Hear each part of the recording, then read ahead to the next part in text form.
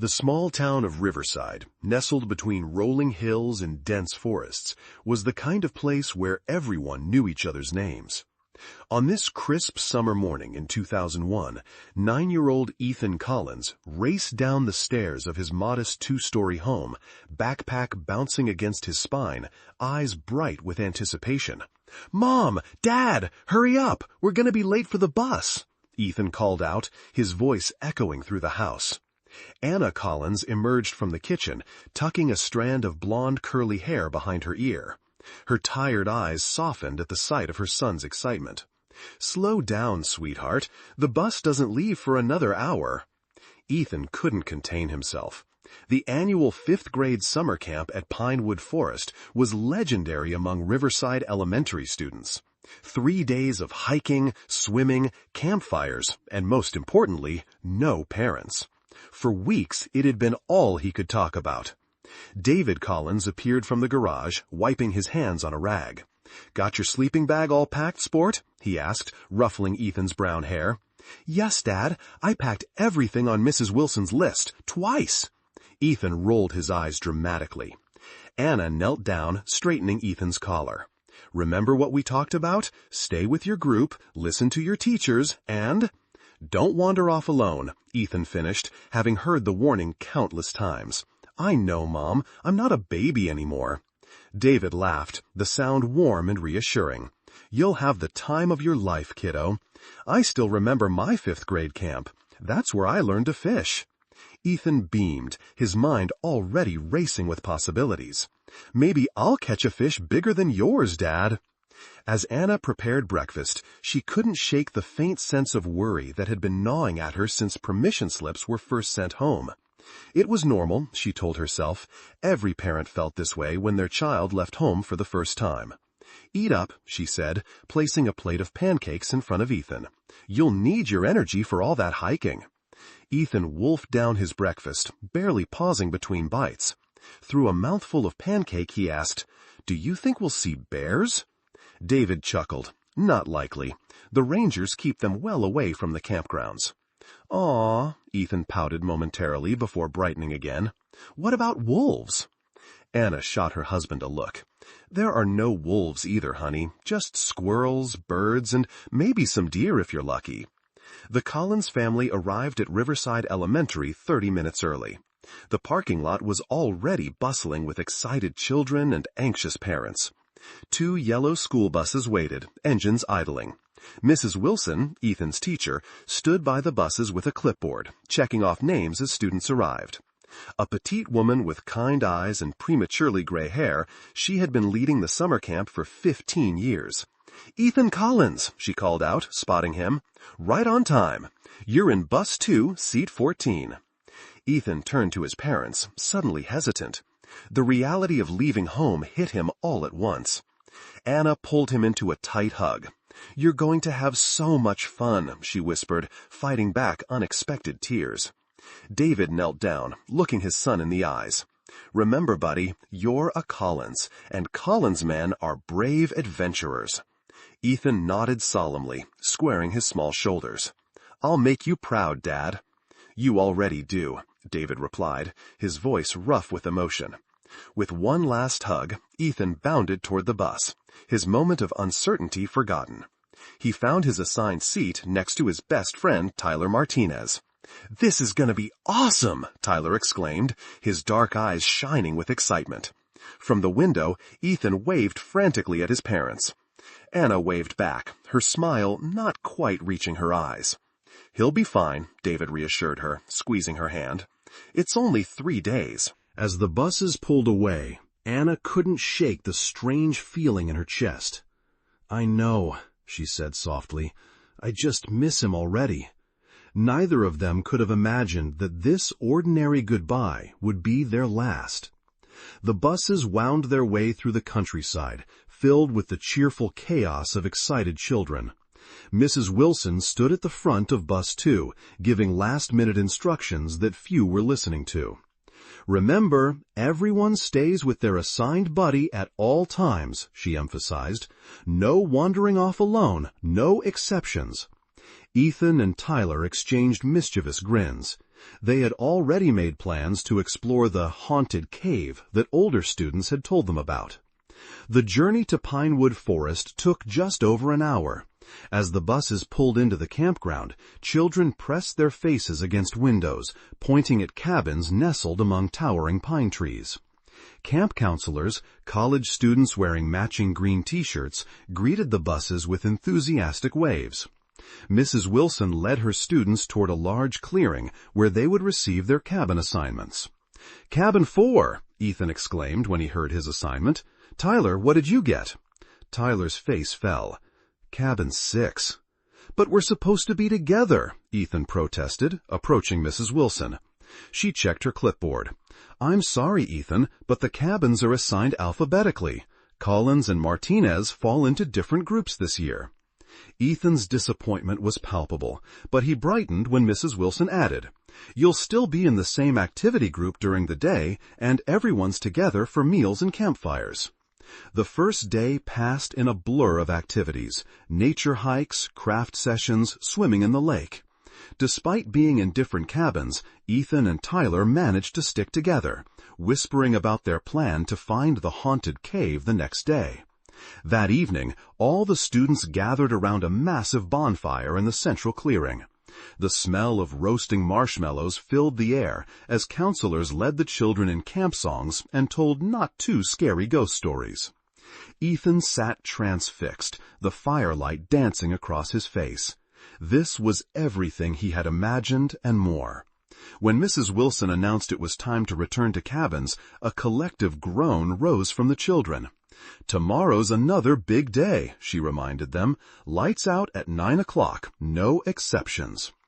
In cabin 4, Ethan claimed a top bunk, settling into his sleeping bag with a contented sigh. Around him, 7 other boys chattered excitedly, their counselor, Jason, trying unsuccessfully to quiet them down. "Guys, seriously, Mrs. Wilson will have my head if you're not asleep in 15 minutes, Jason pleaded. Eventually, the cabin quieted, the only sounds being the gentle chorus of crickets outside and the occasional rustling of sleeping bags. Ethan stared at the wooden ceiling, too excited to sleep. Tomorrow, he and Tyler would have their own adventure, one worth writing home about. As dawn broke over Pinewood Forest the next morning, no one yet realized that Ethan Collins was missing. The day began like any other at camp. Jason, the counselor for Cabin 4, roused the boys at 7 a.m. for breakfast. "Rise and shine, campers. Pancakes and bacon wait for no one." Sleepy-eyed boys tumbled from their bunks, reaching for clothes and toothbrushes. In the commotion, no one immediately noticed the empty top bunk where Ethan should have been. It wasn't until they lined up for the morning head count that Jason realized something was wrong. "Where's Ethan?" he asked, scanning the group of 7 boys.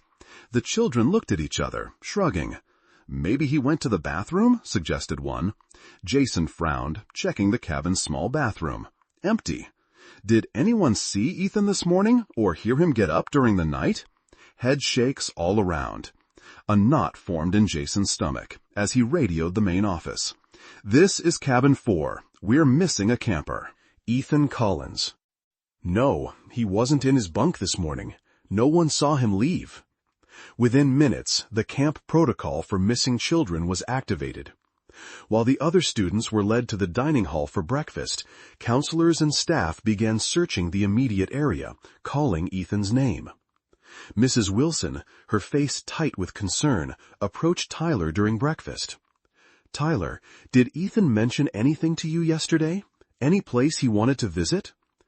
Tyler hesitated, torn between loyalty to his friend and growing fear. "Well, we talked about exploring the forest a little, but we were just kidding around." "Exploring where exactly?" Mrs. Wilson pressed. Tyler's voice dropped to a whisper. "The older kids told us about a cave. They said it was haunted." Mrs. Wilson's face paled. "Where is this cave supposed to be?" "Past the North Trail, I think. But, Mrs. Wilson, Ethan wouldn't go alone. We were going to go together today."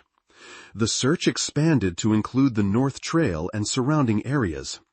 By mid-morning, with Ethan still nowhere to be found, the camp director made the difficult call to the Riverside Police Department. Anna and David Collins were just finishing a late breakfast when the phone rang. David answered, his expression changing from curiosity to confusion to horror in the span of seconds. "What do you mean, missing?" he demanded, his voice rising. "Since when? How could you not know where he is?" Anna froze, her coffee mug suspended halfway to her lips. "David, what's happening?" David covered the receiver with his hand. "Ethan's missing from the camp. They can't find him anywhere." The mug slipped from Anna's fingers, shattering on the kitchen floor. Neither of them noticed the spreading coffee or the ceramic shards.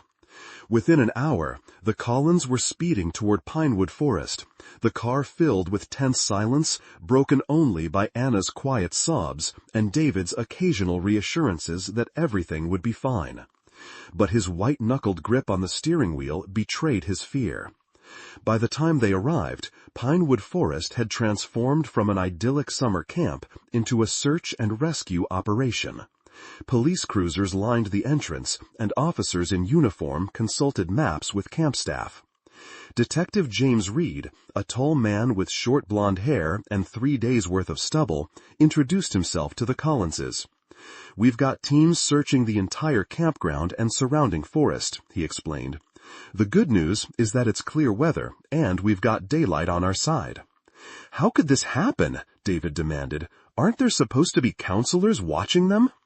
Reed's expression remained professionally neutral. "We're still piecing that together, sir. It appears Ethan left the cabin sometime after lights out. None of the other boys heard or saw anything." Anna clutched a photo of Ethan she'd brought from home. "He's just a little boy," she whispered. "He must be so scared." As the day progressed, the search expanded. Forest rangers joined police officers, using trained dogs to try to pick up Ethan's scent. Volunteers from Riverside arrived in droves, forming search parties that combed through underbrush and checked every possible hiding place. The cave Tyler had mentioned became a focal point. Located a mile north of the campground, it was little more than a shallow depression in a rocky hillside, certainly not the mysterious cavern of campfire stories. It showed no signs of Ethan. As dusk approached, bringing with it the threat of dropping temperatures, the search became more urgent. Flashlights cut through the growing darkness as calls of "Ethan!" echoed through the trees, met only by the natural sounds of the forest. Anna and David refused to return to the camp office, instead joining different search parties, their voices growing hoarse from calling their son's name. "He's a smart kid," David kept saying to anyone who would listen. "He knows about staying warm and finding shelter. We taught him that." Anna clung to these words like a lifeline, even as night fully descended and the possibility of finding Ethan before morning grew slim. Detective Reed approached them near midnight, his face grave. "Mr. and Mrs. Collins, we need to set up a command center for the night. We'll have teams continuing the search in shifts, but I strongly suggest you try to get some rest." "Rest?" Anna's voice cracked with disbelief. "My son is out there alone." Reed's voice softened. "Mrs. Collins, we have over 50 people searching right now, with more coming from neighboring counties. The best thing you can do for Ethan is stay strong and help us coordinate in the morning." Reluctantly, the Collinses returned to the camp office, where staff had prepared a small room with cots. Neither expected to sleep, but exhaustion eventually claimed them in the early hours of the morning, their dreams haunted by images of their son lost and afraid. Dawn brought renewed hope and additional resources. News vans from regional stations arrived, broadcasting Ethan's photo and details of the search. Helicopters from the state police circled overhead, scanning the vast forest from above. By the third day, the search had expanded to cover 5 square miles of dense woodland. Divers checked the lake and its tributaries. Cave specialists explored every crevice and underground formation in the area. Nothing. Ethan Collins had vanished without a trace. No clothing fibers caught on branches, no footprints beyond the immediate camp area, no sightings by hikers or nearby residents. It was as if he had simply evaporated into the night air. As days turned into weeks, the active search gradually scaled back. The media coverage dwindled from front-page news to brief updates. Volunteers returned to their daily lives, though many continued to search on weekends. For Anna and David Collins, time seemed to stop. Their home became a shrine to absence. Ethan's room left exactly as it had been the day he left for camp. They moved through their days like ghosts, going through the motions of living, while consumed by a grief that had no closure. Detective Reed remained dedicated to the case long after others had moved on. He kept the Collinses updated on every potential lead, every reported sighting, though these grew fewer with each passing month. "We're not giving up," he assured them during one of his regular visits to their home 6 months after the disappearance. "Cases like this can break open years later." Anna nodded mechanically, having heard these reassurances countless times. David, once robust and jovial, had grown gaunt, his eyes perpetually shadowed by dark circles. "Do you still think he's alive?" Anna asked quietly, the question she both feared and needed to ask. Reed chose his words carefully. "There's no evidence to suggest otherwise, Mrs. Collins, and until there is, we continue to search for Ethan as a missing person, not a—" He stopped himself from completing the thought. The first anniversary of Ethan's disappearance was marked by a candlelight vigil in Riverside's town square.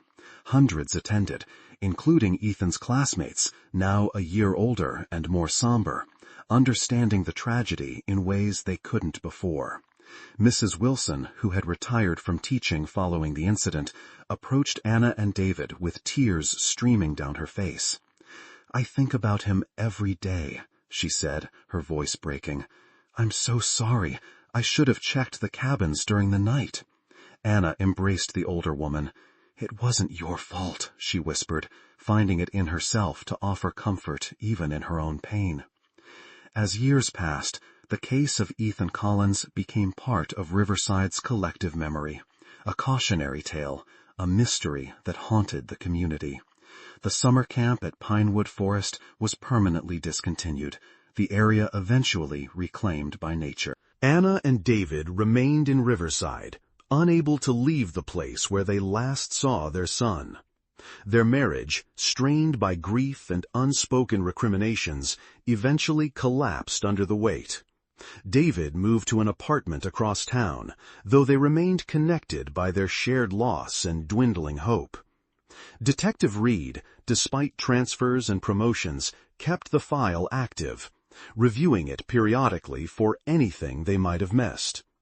On the 10th anniversary of the disappearance, he visited Anna, now living alone in the family home. "I made a promise to you and David," he said, sitting in her kitchen, the same room where they had received the news of Ethan's disappearance, "and I intend to keep it." Anna smiled sadly, touching a framed photo of Ethan that never left her sight. "I know, James, and I'm grateful. But sometimes I think I need to accept that he's gone." Reed shook his head firmly.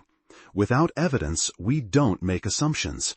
That's been my policy for 20 years on the force, and it's served me well."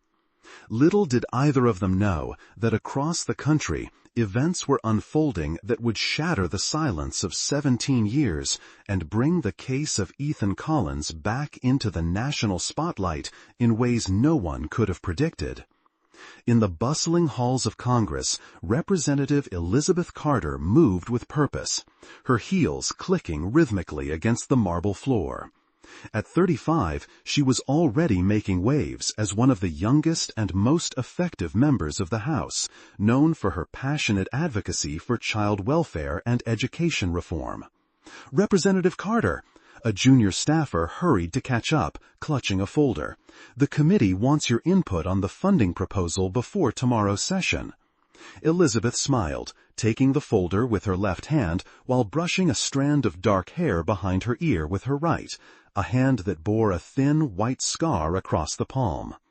"Tell them I'll have my notes by morning," she replied, her voice carrying the slight hint of a Midwestern accent she had never quite shed despite years in Washington. As the staffer departed, Elizabeth continued to her office, nodding at colleagues and exchanging brief pleasantries. Behind her professional demeanor, however, lay a secret that not even she fully understood. Fragments of memories from a life that seemed more dream than reality, a past she had spent years trying to piece together. Meanwhile, back in Riverside, Detective James Reed sat at his desk, now adorned with the trappings of a police captain nearing retirement. The Collins case had never left him, becoming something of an obsession over the years. Every few months, he would pull out the file, review the evidence, and search national databases. Today, something caught his eye, a routine cross-reference of missing children against public figures, a long shot he ran occasionally. A facial recognition program had flagged a possible match that exceeded the usual threshold for coincidence. Reed stared at his computer screen, looking at a side-by-side comparison, 9-year-old Ethan Collins and Congresswoman Elizabeth Carter. "That can't be right," he muttered, adjusting his reading glasses. The program had highlighted several points of similarity: the shape of the eyes, the curve of the jaw, the unique pattern of a small mole near the left eyebrow. But Ethan was a boy, and Elizabeth was... Reed shook his head, dismissing the thought. Computer errors happened all the time. Still, something about the comparison nagged at him. On impulse, he began searching for more information about Representative Carter. Her official biography was sparse on early life details. Born in Ohio, adopted at age 10 by the Carter family after a childhood trauma, excelled academically, graduated from Northwestern University, worked in state government before running for Congress. The adoption at age 10 caught Reed's attention. Ethan had been 9 when he disappeared. Reed dug deeper, searching news archives and public records. Elizabeth Carter seemed to have appeared out of nowhere around 2002, right after Ethan's disappearance. Before that, there was virtually no record of her existence. His pulse quickened as he picked up the phone and dialed a number he knew by heart. "Anna, it's James. I need to see you. I may have found something." 3 hours later, Anna Collins sat in Reed's office, her hands trembling as she looked at the images on his computer. "I don't understand," she said, her voice barely audible. "Are you saying this woman is Ethan? That's impossible." Reed leaned forward, his expression serious. "I'm not saying anything definitive yet, but the timing matches, and the facial recognition software is rarely this confident without good reason." "But Ethan was a boy," Anna insisted, though her eyes remained fixed on the screen, searching for her son in the face of the poised Congresswoman. "There are cases," Reed said carefully, "where trauma, especially in children, can lead to significant identity changes. It's rare, but documented." Anna shook her head, overwhelmed. Even if there's some connection, what are we supposed to do?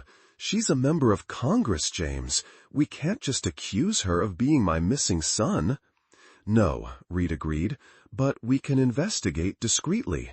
I have contacts in the FBI who can help access records that might confirm or rule out this possibility." As Anna left the police station, her mind reeled with possibilities. Could her son really be alive, transformed beyond recognition, living a life of prominence and power? Or was this just another false lead, another cruel twist in a story already filled with too much pain? In Washington, Elizabeth Carter returned to her Georgetown townhouse late that evening, exhausted from a day of committee meetings and constituent calls. She kicked off her heels and poured herself a glass of wine, settling onto her sofa with a sigh. On her coffee table lay a small wooden box she rarely opened, but could never bring herself to discard.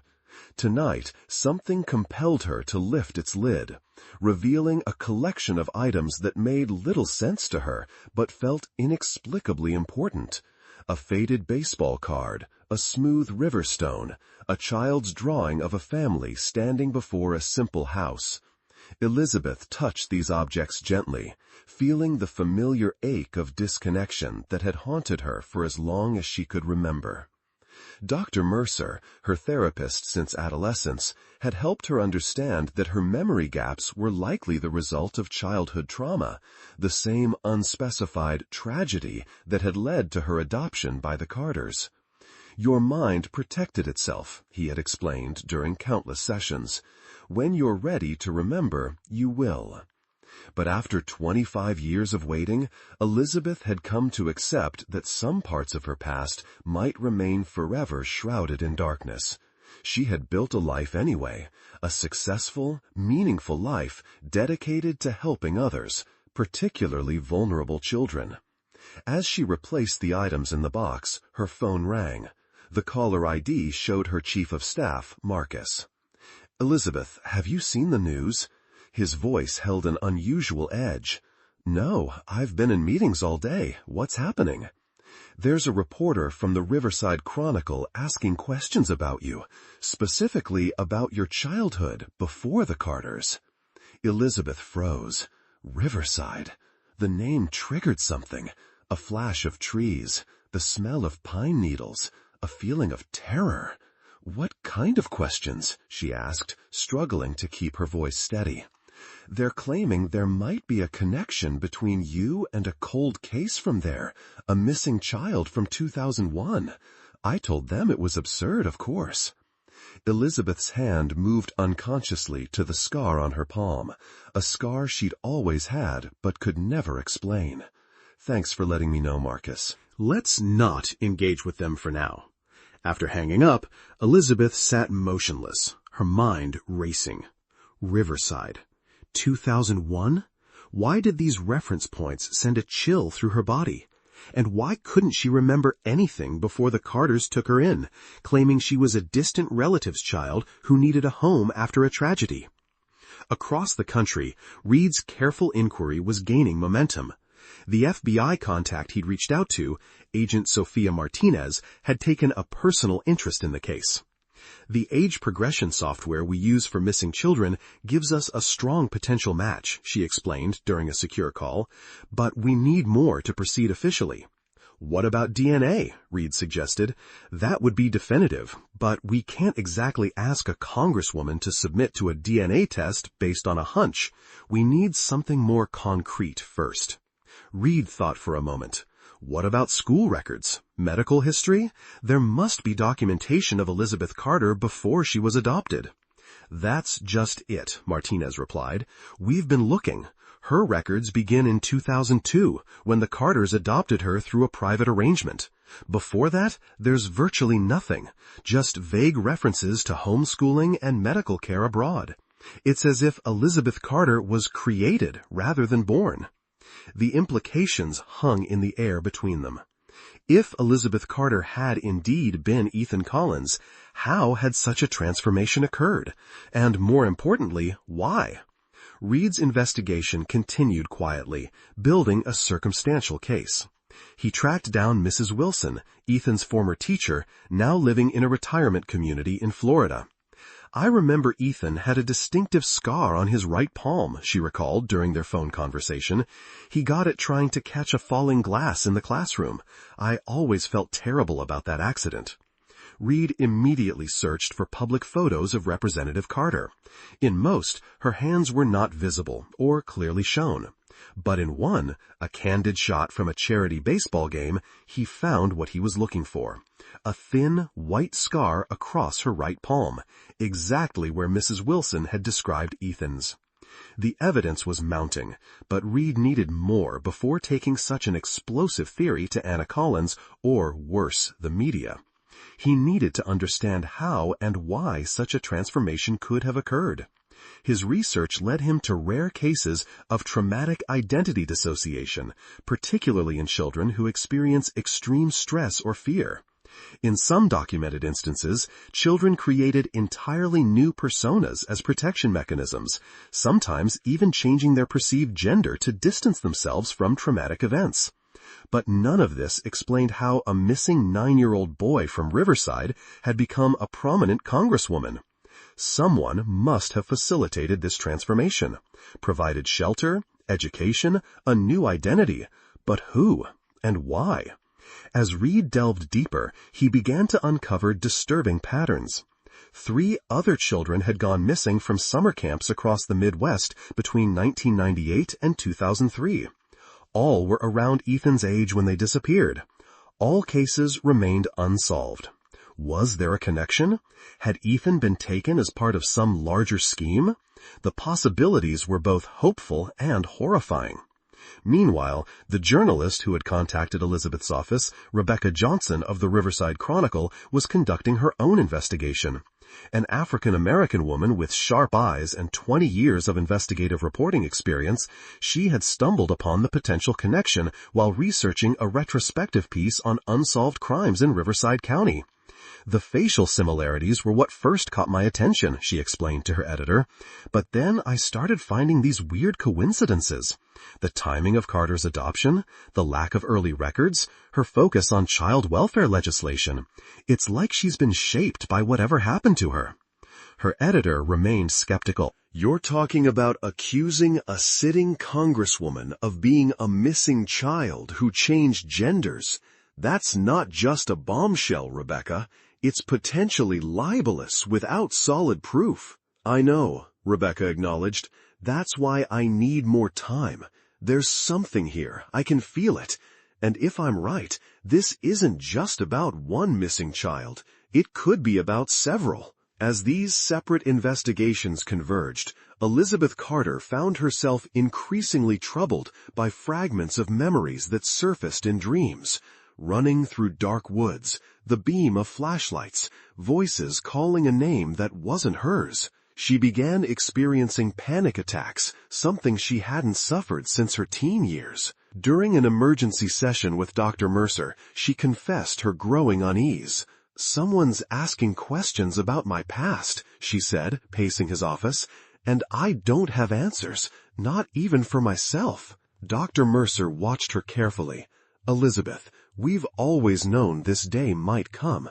Perhaps it's time to consider the possibility of recovering those lost memories. She stopped pacing, her expression fearful. What if I don't like what I find? What if it changes everything? It might, he acknowledged.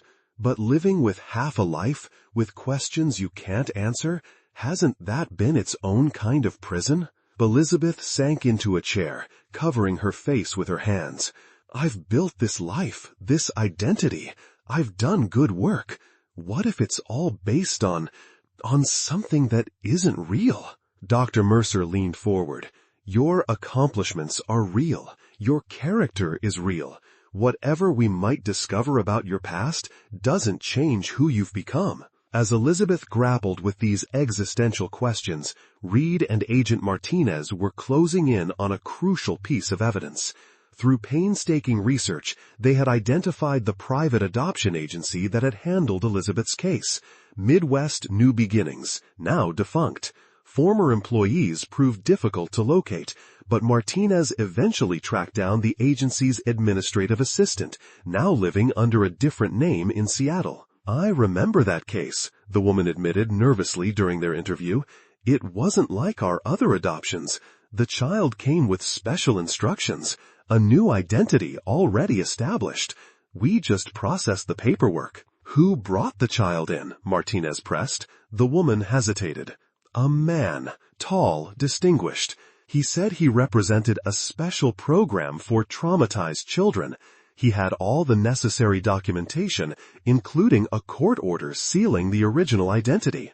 Do you remember his name? Dr. Lawrence Blackwood. He said he was a child psychologist specializing in identity trauma. Martinez exchanged glances with Reed. The name meant nothing to either of them, but it was their first concrete lead. Back in Riverside, Rebecca Johnson had made a breakthrough of her own. After weeks of searching archives and interviewing former camp staff, she discovered that a child psychologist had been called to Pinewood Forest shortly after Ethan's disappearance, a standard procedure in missing children cases. The psychologist's name? Dr. Lawrence Blackwood. As these separate threads began to intertwine, the story took an unexpected turn. Elizabeth Carter announced a last-minute trip to the Midwest to support a colleague's re-election campaign. Her itinerary included a stop in a small town just 30 miles from Riverside. Reed received the news with a mixture of anticipation and dread. "She's coming here," he told Anna during another of their now frequent meetings. "This could be our chance to find answers." Anna, who had aged decades in the years since losing her son, clasped her hands tightly. "What if it really is Ethan? What do I even say? How do I feel about all of this?" Reed had no answers for her. The situation was unprecedented, the emotions too complex for simple resolution. As Elizabeth's visit approached, Rebecca Johnson made a bold decision. Rather than publishing an incomplete story, she requested an interview with the Congresswoman during her visit, claiming it was for a piece on education reform, one of Elizabeth's signature issues. To her surprise, the request was granted. On a crisp autumn morning, 17 years and 4 months after Ethan Collins vanished from Pinewood Forest, these disparate paths were about to converge in ways none of them could have anticipated. The truth, whatever it might be, was finally ready to emerge from the shadows. The local news station had transformed their modest studio into something more fitting for a national political figure. Fresh flowers adorned the interview set, lighting was adjusted to perfect, flattering angles, and the nervous energy of the staff was palpable as they prepared to host Congresswoman Elizabeth Carter. Rebecca Johnson sat in the green room, reviewing her notes one last time. Her producer had been clear: stick to the agreed-upon topics: education reform, infrastructure funding, the Congresswoman's rising political star. The investigation into Elizabeth's past was not to be mentioned on air. Rebecca had reluctantly agreed, but she had her own plan. Sometimes the most revealing moments happened when the cameras stopped rolling. Elizabeth arrived precisely on schedule, accompanied by her chief of staff, Marcus, and a junior staffer. She moved with practiced ease, greeting everyone, thanking them for the opportunity to speak about issues that mattered to her constituents. Rebecca observed her carefully. In person, the resemblance to the age-progressed photos of Ethan Collins was even more striking. The same thoughtful eyes, the slight tilt of the head when listening. But Elizabeth Carter carried herself with a confidence and poise that came from years in the public eye, worlds away from a frightened child lost in the woods. "Congresswoman, thank you for joining us," Rebecca began, once they were seated and the cameras were rolling. "Your education bill has gained bipartisan support, which is rare in today's political climate. What do you think has made it so successful?" Elizabeth smiled, launching into a well-practiced response about finding common ground and focusing on children's needs above political differences. Throughout the interview, she was articulate and passionate, particularly when discussing protections from vulnerable children. "Every child deserves safety, stability, and the chance to define their own future," she said. "Too many fall through the cracks of our systems." As the interview progressed, Rebecca carefully steered toward more personal territory. "Your advocacy for children seems deeply personal. Can you tell us what drives your passion in this area?" A brief shadow crossed Elizabeth's face before her professional mask returned. "I was fortunate to be adopted by a loving family after a difficult start. Not every child gets that second chance. I believe we have a responsibility to protect those who can't protect themselves." When the producer signaled they were wrapping up, Rebecca made her move. "One final question, if I may. You're not far from Riverside today. That community was marked by the disappearance of a child named Ethan Collins from a summer camp in 2001. As someone who champions child safety, do you have any thoughts on cold cases like these? The change in Elizabeth was subtle but unmistakable. Her posture stiffened, her right hand unconsciously moving to cover the scar on her left palm. Every missing child represents an ongoing tragedy, she said carefully. For the families, there's never closure without answers. I believe we should never stop searching for those answers. As the cameras stopped rolling, Elizabeth stood quickly. "Thank you for the interview," she said, her voice tight. Rebecca stood as well. "Congresswoman, I apologize for the unexpected question, but since you're here, I thought you might be interested in the case, especially given the recent facial recognition matches comparing you to Ethan Collins." The room went completely still. Marcus stepped forward, his expression thunderous. "This interview is over, and if you print any such ridiculous allegations, our legal team will respond accordingly." But Elizabeth raised a hand, stopping him. "What did you just say about facial recognition?" Rebecca held Elizabeth's gaze steadily. "Captain James Reed of the Riverside Police has been investigating the possibility that you are connected to Ethan Collins' disappearance. The technology shows remarkable similarities between you and what Ethan might look like today." Elizabeth's face had gone pale. That's absurd. I was a girl adopted from Ohio. Do you have any memories from before your adoption? Any explanation for why there are virtually no records of your existence prior to 2002? Or why you have the exact same scar on your palm that Ethan Collins received in his classroom? Marcus stepped between them. "This is harassment. We're leaving."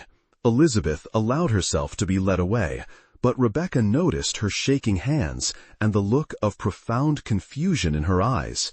It wasn't the reaction of someone hiding a secret. It was the look of someone whose world had just been shaken to its core. Outside the studio, Detective Reed had been waiting in his unmarked car. He watched Elizabeth exit the building, surrounded by her staff, moving quickly toward their waiting vehicle. He hadn't planned to approach her. This was meant to be just surveillance. But seeing her evident distress, he made a split-second decision. This wasn't just about solving a case anymore. It was about a human being in turmoil. Reed intercepted the group before they reached their car. "Congresswoman Carter," he called, holding up his badge. "Captain James Reed, Riverside Police. I was hoping for a moment of your time." Marcus moved protectively in front of Elizabeth. "We've already been ambushed once today, Captain. Whatever this is about can go through proper channels." But Elizabeth stepped around him, studying Reed's face. "You're investigating me," she said quietly, "in connection with a missing child." Reed nodded, choosing honestly. "Yes, ma'am. I've been working Ethan Collins' case for 17 years. I believe you may have information that could help us understand what happened to him." "I don't know anyone named Ethan Collins," Elizabeth insisted, though her voice lacked conviction. "I don't understand why you're connecting me to this case." "Would you be willing to meet somewhere privately to discuss it?" Reed asked. "There's someone who's waited a very long time for answers." Elizabeth hesitated, clearly torn. Marcus whispered urgently in her ear, but she seemed not to hear him. "Who?" she finally asked. "Ethan's mother, Anna Collins. She still lives here in Riverside." Something flickered in Elizabeth's eyes. Recognition? Fear? Or perhaps a fragment of memory breaking through. I need to think," she said finally. "This is a lot to process." Reed handed her his card. "My direct number is on the back. Day or night, whenever you're ready." As Elizabeth's car pulled away, Reed's phone rang. It was Agent Martinez. "I've got something on Dr. Lawrence Blackwood," she said without preamble. He was part of a government-funded research program in the 1990s studying traumatic identity formation in children. The program was shut down after ethical concerns were raised, but Blackwood continued working privately. "Where is he now?" Reed asked. "That's the thing. He died 3 years ago. But I found his former research assistant, Dr. Mercer. He's a practicing psychiatrist in Washington, D.C." Reed felt a chill. Washington? Does he have any connection to Elizabeth Carter? There was a pause before Martinez answered. He's listed as her personal physician on her congressional insurance forms. The pieces were starting to fit together, forming a picture more complex and disturbing than Reed had imagined. If Dr. Mercer had been involved with Blackwood's research and was now Elizabeth's therapist, what did that suggest about her transformation and the circumstances of Ethan's disappearance? That evening, Elizabeth Carter sat alone in her hotel room, her scheduled appearances canceled due to a sudden migraine. In truth, she was in the midst of a full-blown identity crisis. The journalist's questions and the detective's appearance had triggered something, flashes of memory that didn't fit her established life story. Woods at night, a campfire, children singing, and fear, bone-deep, primal fear that made no sense in the context of her understood past. With shaking hands, she called the one person she trusted with her deepest uncertainties. "Dr. Mercer, something's happening. I'm remembering things. Or imagining them? I don't know anymore." "Elizabeth, try to stay calm." His voice was steady, familiar. "Where are you?" "In Riverside. There's a detective here who thinks I'm connected to a missing child case, a boy who disappeared from a camp." A long silence followed.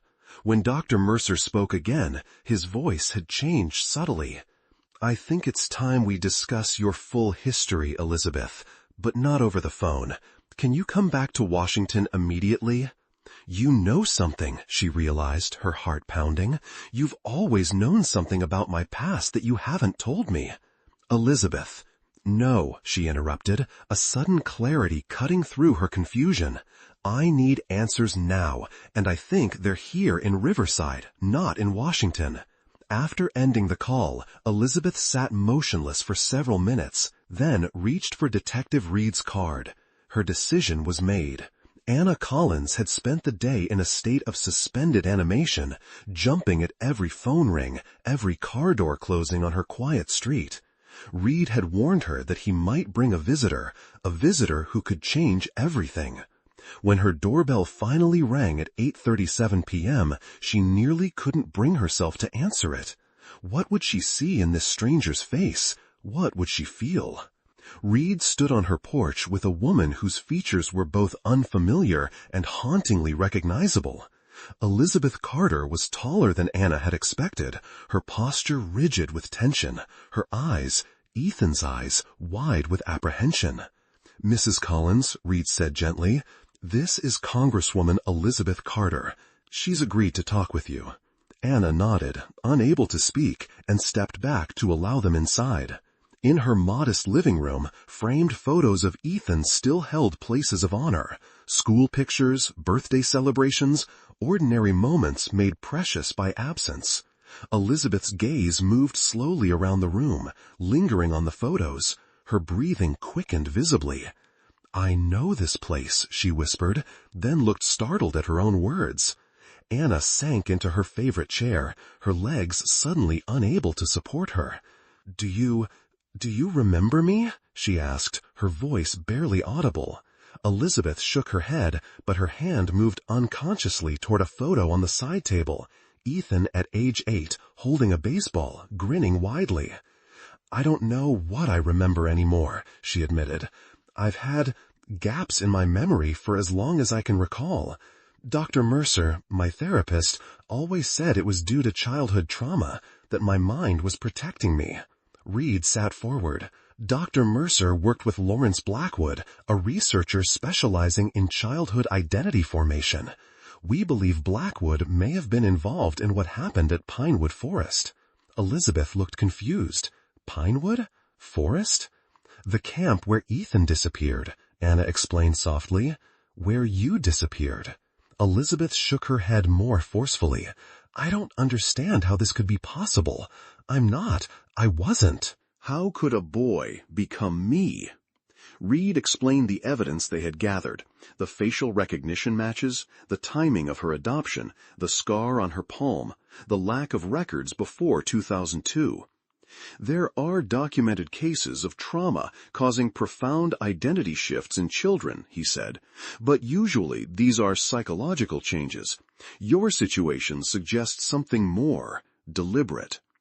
Elizabeth's hands trembled. You're saying someone took me, took Ethan, and what? Transformed him into me? That's impossible. Is it? Anna asked quietly.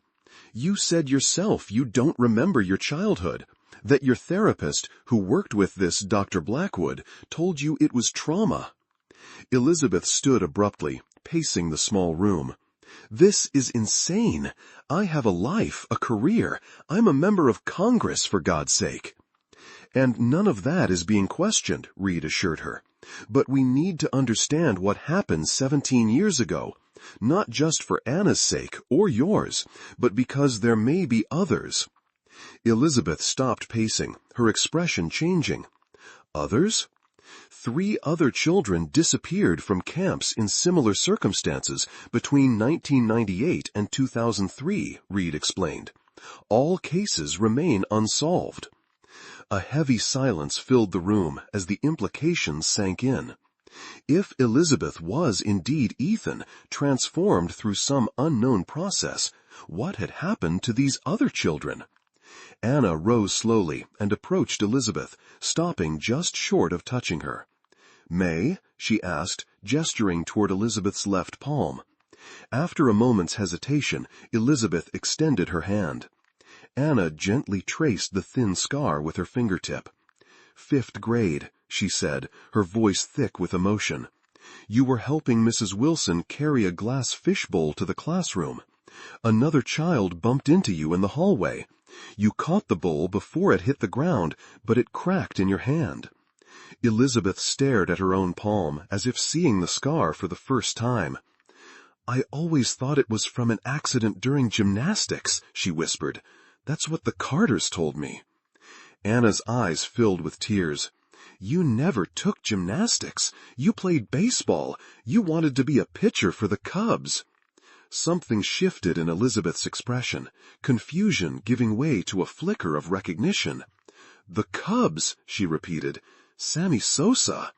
Anna nodded eagerly. Your hero. You had his poster above your bed.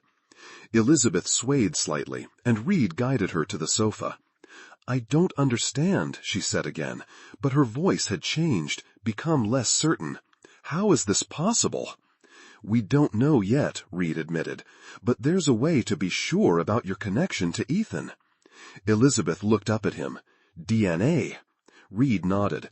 It would be definitive, if you're willing. Elizabeth sat silently for a long moment, then straightened her shoulders, a gesture so reminiscent of Ethan's determined stance that Anna had to stifle a sob. I'll do it, Elizabeth said firmly. I need to know the truth as much as you do. The DNA testing was expedited through Agent Martinez's FBI connections, with strict confidentiality protocols in place. Elizabeth provided a sample, as did Anna. They agreed to meet again when the results were available, likely within 72 hours. In the meantime, Elizabeth canceled the remainder of her Midwest appearances, citing a family emergency. She remained in Riverside, sequestered in her hotel room, refusing calls from Dr. Mercer and limiting contact to Marcus, who remained deeply concerned about the potential political fallout. If this gets out before we understand what's happening, he warned during a brief visit, your career could be over. The media will turn it into a circus. Elizabeth barely heard him, her mind consumed with fragments of memories that had begun surfacing with increasing frequency. A blue bicycle with playing cards clipped to the spokes, a treehouse in a backyard, a woman's voice singing a lullaby, Anna's voice. On the 3rd day, Reed called. We have the results, he said simply. Are you ready to hear them? Elizabeth's heart pounded as she entered the conference room at the Riverside Police Department. Anna was already there, looking both hopeful and terrified. Agent Martinez sat beside Reed, a folder placed carefully on the table before them. "Before we begin," Martinez said, "I want to assure you that these results have been verified by 2 separate labs. There's no question about their accuracy." Elizabeth nodded, unable to speak. Anna reached across the table and squeezed her hand, a gesture so familiar it made Elizabeth's chest ache with a longing she couldn't name. Reed opened the folder and looked directly at Elizabeth. "The DNA comparison confirms a parent-child relationship between Anna Collins and Elizabeth Carter. The probability of maternity is 99.9998%. The world seemed to tilt beneath Elizabeth. She heard Anna's sharp intake of breath, felt the tightening of her hand, but couldn't process the implications immediately. I'm Ethan," she whispered, the words strange on her tongue. "Biologically, yes," Martinez confirmed. "You are the child born as Ethan Collins." The confirmation, though expected, hit Elizabeth like a physical blow. Her entire sense of self, her history, her identity, even her gender, had been built on foundations that now crumbled beneath her.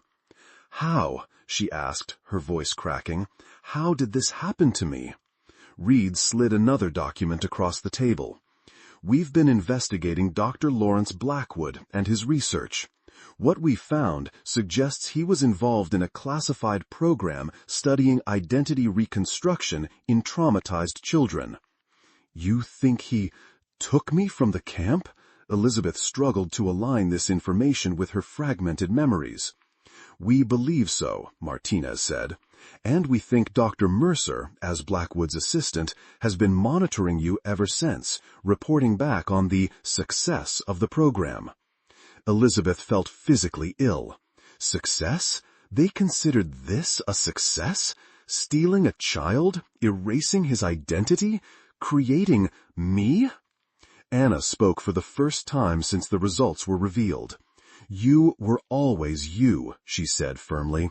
"Whatever they did, whatever they changed, they couldn't erase who you are at your core." Elizabeth looked at her mother, seeing the unconditional acceptance in her eyes. "But I don't remember being Ethan. I don't remember you. Not really. Just fragments." "Memory can be recovered," Martinez said, "with time and proper therapy. Real therapy, not the monitoring you've been receiving from Mercer." Elizabeth nodded slowly, then turned to Reed. "What happens now? Legally, I mean. Am I a crime? Is my existence illegal?" Reed shook his head firmly. "You're a victim, not a perpetrator. The crimes were committed against you, not by you." "And the other children? The ones who disappeared like me?" "We're reopening all those cases," Martinez assured her. "With what we know now, we may be able to find them too." The room fell silent as Elizabeth absorbed these revelations. Her life had been built on an elaborate deception, yet her accomplishments, her values, her work, those were real. The person she had become, regardless of how she began, was genuine. "I need time," she said finally, "to process all of this, to figure out who I am now." Anna nodded, understanding in her eyes. "Take all the time you need. I've waited 17 years. I can wait longer." As they prepared to leave, Elizabeth hesitated, then asked the question that had been forming in her mind. Would you tell me about him? About Ethan? About who I was?" Anna's smile was radiant through her tears. "I'd like nothing more." In the days that followed, the truth about Elizabeth Carter's identity remained confined to a small circle. Medium-low pitch, clear and confident delivery at 180 words per minute. Maintain a suspenseful and serious tone, but keep the pacing smooth and natural. Avoid over-enunciating or drawing out words. Use light, natural pauses at commas, slightly longer at periods. For quoted dialogue, shift to a more conversational tone, appropriate to each character. Keep the narration compelling, focused, and immersive from beginning to end. She took a leave of absence from Congress, citing personal matters, and remained in Riverside with Anna, slowly rebuilding a relationship that had been violently severed 17 years before. Through these conversations, more memories began to surface. Baseball games in the backyard, fishing trips with David, bedtime stories read in Anna's gentle voice. Not complete memories, but glimpses of a childhood that had been stolen and suppressed. Dr. Mercer was taken into custody, facing charges related to kidnapping and identity manipulation. His cooperation led investigators to files documenting Project Phoenix, Blackwood's unauthorized continuation of government research into creating new identities for children considered at risk. The files revealed that Ethan and the other missing children had been selected as ideal candidates due to their psychological profiles and isolation at summer camps. The transformation process described in these documents was complex, involving a combination of psychological conditioning, hormone therapy beginning in pre-adolescence, and surgical procedures during adolescence. The children were given new identities, placed with carefully selected adoptive families, and monitored throughout their development. For Elizabeth, this clinical description of what had been done to her, to Ethan, was both horrifying and strangely validating. The disconnect she had always felt from her past had a tangible cause. The gaps in her memory were not her fault. The question of how to proceed publicly remained. After much deliberation with Anna, Reed, and legal advisors, Elizabeth decided to tell her story on her own terms. In a private press conference, attended by selected journalists, including Rebecca Johnson, Elizabeth revealed the truth about her identity and the crime that had shaped her life. 17 years ago, I was taken from my family and subjected to an unauthorized experiment in identity reconstruction, she stated, her voice steady despite the emotion evident in her eyes. The person known as Ethan Collins did not die in those woods. He was transformed, against his will and without his understanding, into the woman who stands before you today. The revelation sent shockwaves through the political world and beyond. Some called for her resignation, arguing that her entire political career was built on a false identity. Others rallied to her defense, recognizing her as a victim of an unimaginable crime. Elizabeth herself refused to be defined solely by victimhood.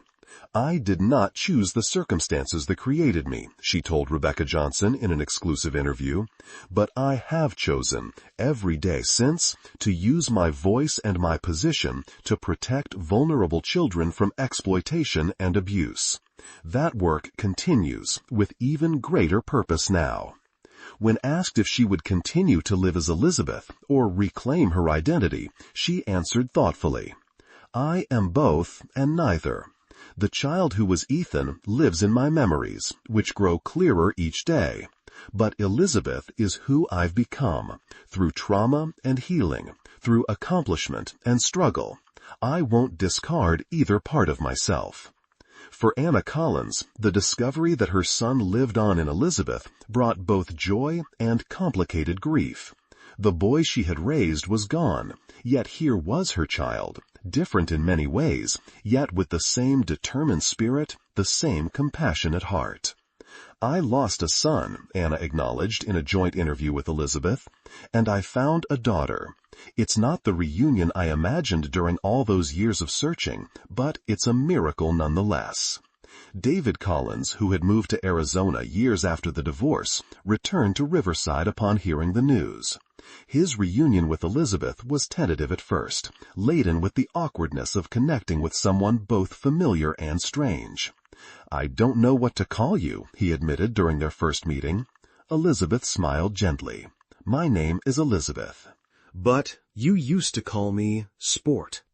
David's eyes filled with tears as a memory surfaced. "You hit your first home run when you were 7. I called you Sport all the way home in the car." "I remember," Elizabeth said softly. "I remember." The investigation into Project Phoenix continued, eventually identifying all 4 children who had been taken. Two had been transformed similarly to Elizabeth, while one had died during the process, a tragedy covered up by Blackwood and his team. The remaining survivors, now adults living under new identities, were approached with the same care and confidentiality that had been extended to Elizabeth. 6 months after the DNA test confirmed her identity, Elizabeth returned to Congress. Some colleagues kept their distance, unsure how to relate to her transformed story. Others offered support and acceptance. The media attention gradually subsided as the initial shock wore off, though Elizabeth's unique journey remained a subject of fascination and debate. She channeled this attention into her legislative work, becoming an even more powerful advocate for child protection laws and medical ethics reform. The Elizabeth Carter Child Safety Act, passed with bipartisan support, created new safeguards against exploitation and established resources for children recovering from trauma. Anna relocated to Washington, establishing a new life close to Elizabeth. They spent holidays together, gradually building new traditions while honoring memories of the past. Sometimes, when they looked through old photo albums, Elizabeth would point to a picture and share a recovered memory, a birthday party, a school play, a family vacation, moments that connected Ethan's life to hers.